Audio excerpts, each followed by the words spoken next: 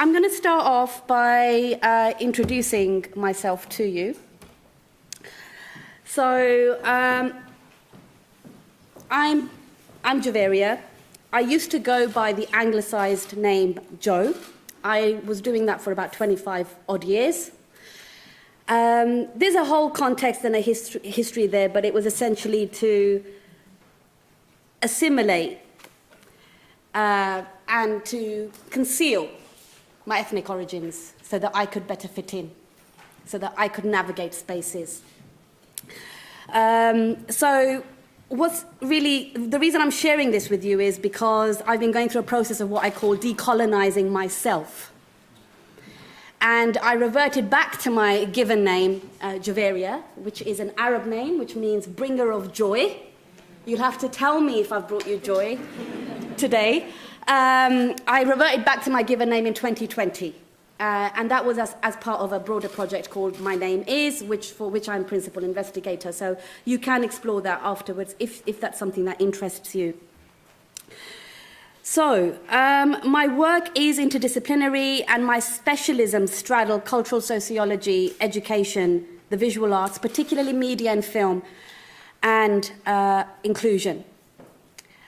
Why am I telling you this? I'm telling you this not because I'm being a pompous, arrogant academic and blowing my own trumpet, so to speak. I'm telling you this because I work really hard at trying to triangulate all aspects of my embodied self, my lived experience, my context, my identity, and my work. To try and show up as my most authentic self in all aspects of my work, in sometimes spaces in which I'm having to risk vulnerability. So that's not easy. So what I'm primarily interested in is looking at lived experience to understand social phenomena. And to give you an idea, one of my favorite quotes, anonymous quotes, is, and sorry to the quant researchers here, statistics are the tears wiped off human beings. If you just sit with that for a minute. Statistics are the tears wiped off human beings. So I'm a scholar activist, and in recent years I've been consciously triangulating all aspects of my work to originate, explore, and present concepts centered on the performance of socialization. How do we perform our socialized identities? How do we perform our gender, our race, our religion in public spaces in particular? How are we taught an unspoken script around how we need to present in particular spaces? That's what I'm interested in. In 2018, I established the Social Performance Network, which looks at this work more clearly. And outside of this, I do a range of other things, which are all on the bullets. I'm not going to go through all of them, but I'm coming here to you today with a very interdisciplinary lens, and I just want you to take that away. I don't have a traditionalist, quote-unquote, academic style of delivery. That's quite deliberate. I feel that sometimes academic language or academic presentation risks alienating, and it risks creating a hierarchy around who can and who can't speak, who can and who can't engage. So again, the way that I'm presenting in this space as well is a deliberate action. Just a very quick one around the scholar activism. My latest form of activism is actually to have taken on the hijab. I took this on about 6 weeks ago as a statement, as a physical embodied statement to support those that are brave enough to visibilize their Muslimness in the current climate around the globe. Okay, so just so you're aware. So I'm still finding my way around it. I think I've done it right today, but don't tell me if I haven't, please. I don't think my self-esteem could take it. Right, okay, so the structure today, you can tell I was an FE lecturer, can't you? It's always helpful to know what you're having to sit through. So I'm going to start off by acknowledging acknowledging with a view towards us collectively understanding Eurocolonialism. Why? Because I've talked about amnesia, and we can't talk about the amnesia unless we first address some of the amnesia. So that's the attempt in the session today. Then we'll identify where the amnesia exists, where the memory loss exists. Then we'll look at decolonizing in terms of challenges, barriers, and then some suggestions for ways forward. Again, these are recommendations that I am just making off the back of my own practice. I'm not saying this is a universal standard. This is definitely not a how-to decolonize kind of space, but it's something that I'm willing to share and happy to share, and I would welcome your sharings as well. And then finally, how you can stay in touch. So that's the plan. Shall I make a start? Okay. So I'm going to start off by establishing a shared definition of what we mean by colonization, which is helpful if we're going to start unpacking colonization. So the source I'm using today is National Geographic. Colonialism is defined as control by one power over a dependent area or people. It occurs when one nation subjugates another, conquering its population and exploiting it, often while forcing its own language and cultural values upon its people. By 1914, a large majority of the world's nations had been colonized by the Europeans at some point. Japan, Korea, and Thailand are the only other nations to not have been colonized by Europeans. The concept of colonialism is closely linked to that of imperialism, which is the policy or ethos of using power and influence to control another nation or people. That underlies colonialism. Okay, so that's the definition that I'm working from today in this keynote. Just a quick caveat, this is not a comprehensive session on colonization, especially European colonization. You know, that would probably have to be some kind of short course. So if DMU wants to take me on this journey, I'm just going to give you a quick summary. So it's very snapshot, it's very bulleted, it's just to give you some context. And it's very visual as well, I should say. So, first and foremost, I want to just talk a little bit about why.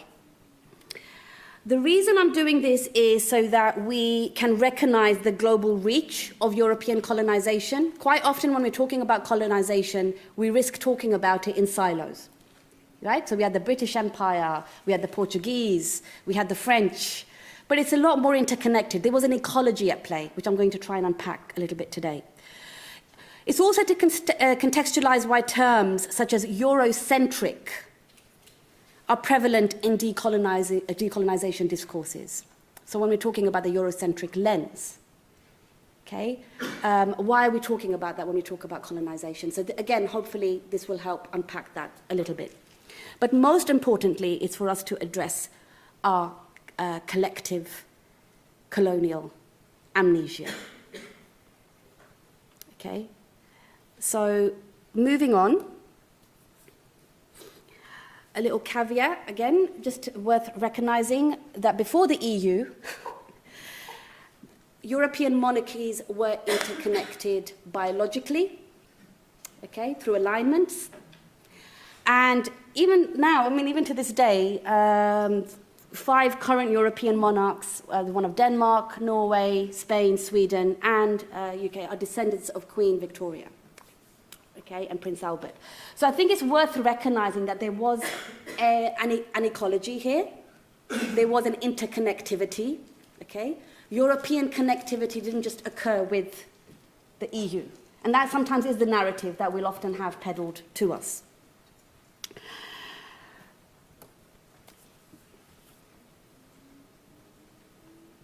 Key European colonizers. We're looking at sort of the 1600s onwards. Are on the left. I'm not going to go through all of them, but they're on the left. And the map signifies regions of the globe colonized or controlled by Europe. Those are in the color green. The colors in orange signify regions that were never colonized by Europe. So as the key European colonization forces list, the list on the left represents, there was either a direct control or there were varying degrees of influence when it came to European colonization across the globe. And while this is referencing the 16th century onwards, it's worth noting and just keeping in mind, you had the Greek empires and the Roman empires, which were sort of 500 to 700 BC. So that, Europe's presence in the globe has been very prevalent for a while. Also important to recognize that we see the relationship between what is sometimes referenced as advanced capitalism during the time of European colonization. We see the connection between advanced capitalism and how the colonies were being controlled, engaged with, run, whatever word you like to use. So some key players were the English East India Company, the French East India Company, the Dutch East India Companies. These were all key players. And you also had the Imperial British East Africa Company, okay? And you had the German East Africa Company.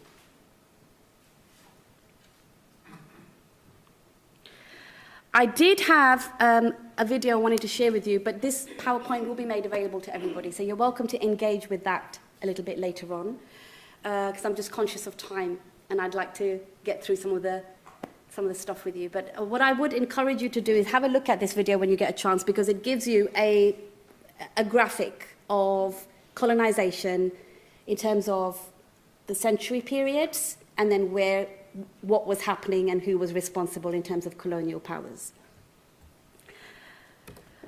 So I'm going to now move into the close-ups, because I've shown you the map, right? I just want to do some close-ups now. You can tell I'm from a drama institution, can't you? At the end, I will, or not at the end, later on, I will field your questions through the medium of dance. I have brought my leotard with me. So yeah, don't worry, you won't be disappointed. Lots of entertainment on its way. Please don't hold me to that. Okay. So again, like I said to you earlier on, the purpose of these slides is just to give you a sense, a pictorial kind of a visualized sense of. So you have here European partitions of East Africa. Again, British in the orange, green is German, purple Italian, yellow French, or here it shows up as a little bit Manila, I would say. You can see how there are so many stakeholders, so many European stakeholders, right? Moving on. 18th and 19th century Asia looked like this. So you've got presence of, ironically, the United States, who were colonized but then also became a colonial power. You've got UK, France, Russia, Portugal. Okay, so you can get a sense here again.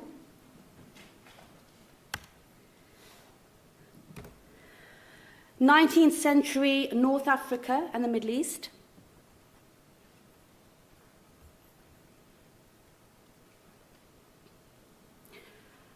I'm going to share a 20th century version as well, which looks very different. Now, I think what you might find quite interesting to sort of reflect on here is this idea of borders. Okay? This idea of territory and borders and geography, which again is very much a European colonial legacy. And we see, when we think about it, we think about colonization, or we talk about colonization, we often talk about it retrospectively or in sort of historical context. Okay, well, colonization was bad. It had some good things, you had the railways, yes, to transport goods out of the country. Sorry. We really talk about how the legacy percolates. So an example would be, if we look at it through the lens of, say, activism or advocacy, there's a reason why Pan-African movements don't represent East Africa and North Africa. There's a reason why North Africa is sometimes, or quite often, synonymized with the Middle East through acronyms like MENA. Okay? So it's all interconnected. We then have the 20th century version. Yes, that's right. If you weren't aware, Saudi Arabia was established in the 1930s. That's not to say that there weren't indigenous, historical, ancient cultures and civilizations that existed in those regions. They were just tribal. Again, this idea of somehow tribal identities representing uncivilized communities. But I always find that really interesting because Saudi Arabia is often positioned as being this kind of ancient Islamic kind of geographical presence, that leads Islam. What's really ironic is that, and this is very appropriate for Islamophobia Awareness Month. What's really ironic is that it's a faith. Last checked, please don't quote me on the exact numbers, but it was nearing a following of 2 billion people across the globe who practice the faith in over 70 different ways. But that's not the narrative that percolates its way through when there's a homogenization happening around this. And Saudi Arabia is often centralized in that homogenization. So let's look at some of the concepts to emerge from European colonization. This is my least awkward slide of the presentation. So I'm going to start with talking a little bit around white supremacy. Now, when we talk about white supremacy, if you're as old as me and you have a British background and a British nostalgic memory, and you're embodied like me, where you might be global majority or black, you might recognize white supremacy as being an overt representation of the far right. For me, in my day, back in my day, it was the National Front. Okay? So I knew there were certain spaces that I needed to avoid. There were certain fashion symbols that represented something to me. And I remember it was a huge act of rebellion when you're going to laugh, but this is innocent, Javeria. I was probably about 15. But it was a huge act of rebellion when I bought myself a pair of Dr. Martens and had a Union Jack on my coffee mug. Because it was like, in my mind, it was subversive. Subversive. Didn't have the word subversive for it at the time, but to anyone else, that was really triggering, especially seeing someone like me in my embodiment sort of representing that. So white supremacy is usually synonymized with the far right, but it's a lot more subtle than that. And what I argue with this is that we are all existing within the global north, we are all existing within an ecology where white supremacy percolates across all of our systems, structures, ideas, representations, interactions. It underpins it. Why does it underpin it? Because we have never done due work as a nation state or as a continent to make our peace with our colonial past. It's just been hidden or repurposed or represented in a different way. because it's too uncomfortable. But change and shift of any kind is uncomfortable. Of course it is. Even when we go from one phase of life to another, that's uncomfortable. When we have certain realizations that change us and alter us and move us in different directions, that's uncomfortable. Decolonization, to happen meaningfully, will always be uncomfortable.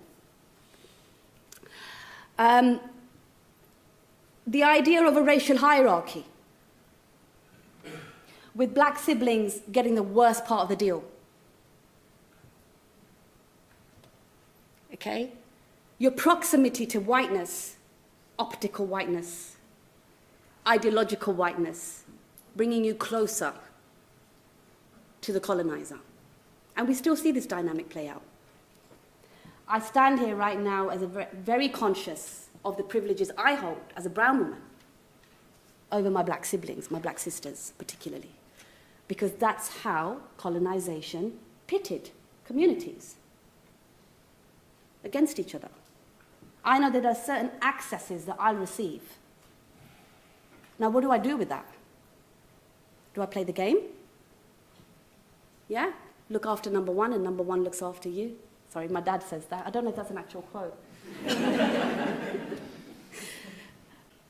We can keep playing the game, or we can step up and start decolonizing ourselves and start allying and start recognizing and start stepping up for each other, all of us, in different ways. So the racial hierarchy, that's a result.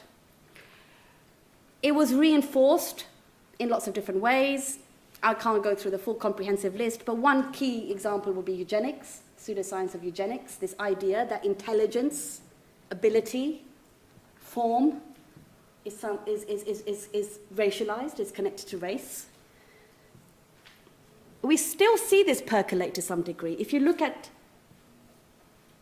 psychology theories, if you look at how neurodivergence is assessed, we still see this percolate. The intersections between race and class are really interesting. So your proximity to whiteness optically is great, fine. That can probably get you some brownie points. But only to a point. We're also looking at what I alluded to earlier, which was the capitalist aspect. So where are you in this socio-economic status positionality? Because that will also affect and impact. And if you look at this point around othering, impacts on marginalized groups, I think it's a really interesting point to recognize that marginalized groups were socialized into their marginalizations, and every group would have had some negative exposure or experience or interaction during colonial periods. Okay? We just have to look at the fight of gay siblings, the fight of women. Okay? Everyone that was perceived as being varying degrees, okay, of being on the peripherals from what was the main prototype, would have had some different levels of labeling attached to them, pathologizing, and would have had a marginalized experience. Now, again, we've got to be mindful we don't fall into oppression Olympics, yeah? Where we're sat down and going, right, my community had it like this, my community, every community has its own struggle, its own battle. All we can do is show up and be allies, right? But this idea of, again, generalizing. And that's, again, how does it percolate? How is it carried on?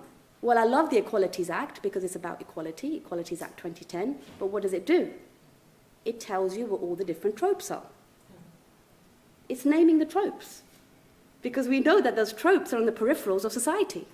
They're not going to get the same access as those that are not identified as marginalized. European philosophical thought had a huge part to play as well in propping up these ideas of racial hierarchies and this idea of a universal global advancement. So Europeans' enlightenment was the world's enlightenment, because before European enlightenment, the world was in darkness. And then Europe came and brought enlightenment. The repackaging of religions that originated from the particular regions back to them as whitewashed. We all know Jesus couldn't possibly have been white. I'm not the first person saying this. Malcolm X said it before me. The white lens, centralizing whiteness and viewing the world through the white gaze. Okay? Again, another percolation of European colonization. But I think what's really important to recognize as well at the same time is it's not about the optics, it's about the ideologies. Empires were held up by black and brown people, by global majority people. Okay?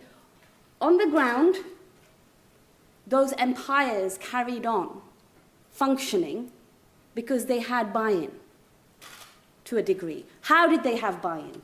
Well, it depended on how well you performed your assimilation. A little bit more on that shortly. So it's worth recognizing that ideologies were used as hegemonic tools, and because we haven't done the due work as a nation, as a continent to really address the elephant in the room, okay, it carries on being this way, but it just percolates in different ways now. So I'm going to give you some examples very quickly. We have the Christian missionary movement, again, going into colonized regions, colonies, repackaging Christianity through like the Victorian lens, okay, or pre-Victorian lens. Islamic Wahhabism, again, it's a bit controversial, not talked about very often, but a lot of people don't recognize that with the inception of Saudi Arabia, just prior to its inception, you had an interpretation of Islam that was encouraged and supported by the French and the British, which took a very literal and very extreme interpretation, and it was an interpretation. So it's not one of the organic sects of the religion. So all of these things that you see now, where it's used to ironically homogenize and stereotype entire Muslim communities, that brand of Islam is actually a niche. It can be connected very strongly to Saudi Arabia, and it doesn't represent many ways in which the faith can be interpreted. Capitalism, gender inequality, white supremacy, transphobia. Again, let's decolonize this. A lot of the times, what's not talked about is how one of the oldest trans communities was in India. Thousands of years ago. One of the first texts to emerge from India, mythological texts, theological texts, again, references this community. So, again, the assumption that if something is, it's like I call it the Enlightenment complex. If Europe has found the idea, then it's mine. And a really good example would be the appropriation of certain theories and philosophies that wouldn't have fitted into the European ideological dynamic, which are appropriated from across the colonies and then repackaged. So we talked about religion, but a lesser known fact, theories, psychological theories, learning theories, such as humanism. Do take a look at humanism in detail and see the parallels there between yogi culture, Sufi culture. Okay? Have a think around the idea of Maslow's hierarchy of needs and why actualization at the very top of the pyramid sometimes doesn't make sense in the classroom.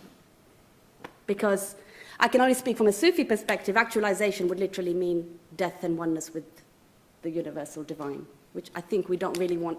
I mean, we want a good class, right? But you don't want it that good. I'm just going to give you a quick summary now, because I'm conscious of time. And then, as you've probably realized, you'll get a chance to ask questions later in the day. So I think essentially when we're looking at race and racism as one of those close-ups, it's important to recognize the percolation in our present day. You've got a socially constructed hierarchy based on the optics. It's not always easy. It is socially constructed. Subhumanizing, human value being identified by its proximity to whiteness, recognizing ideological whiteness. You don't have to be white to be white. Okay? It's ideological. Pseudosciences upholding it, whitewashing of religions, histories, and contexts. Synonymizing nationalism with whiteness. We've seen this emerge in Europe of late. Policing access to whiteness. Are you white enough, as the Irish experienced in the past? Okay. Types of racism. I'm not going to go through the full list, but this idea, I'm going to pick up this idea of valid knowledge. There are many cultures across the globe that oralize their histories, you know?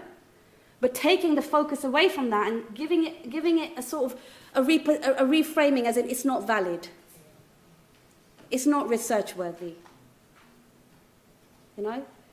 Takes away and omits and erases really intrinsic, important knowledge from communities that can speak their own truths.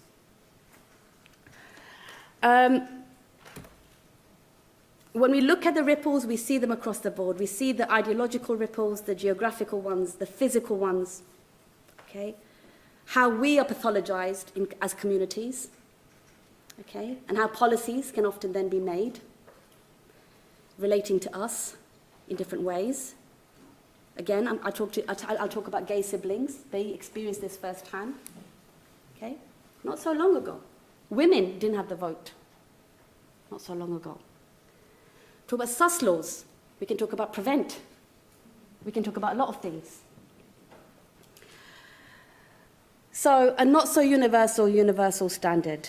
And sorry, I couldn't help myself. Narcissistic histories. We came, we saved, we conquered. So when we're looking at the amnesia, we need to recognize where the amnesia exists. Well, it exists in the curriculum. I celebrated 21 years this year teaching. I used to teach in further education, did that for about 10 years, and then I moved into higher education. I have never, ever, in all the thousands of students I've taught, all the way from entry level, bridge to foundation, if you know what that means, all the way up to PhD, I've never encountered a student who's come through the British education system and knows the detail of colonization. Never, in 21 years. So, gaps in historical memory, and that's where the hegemony comes into play.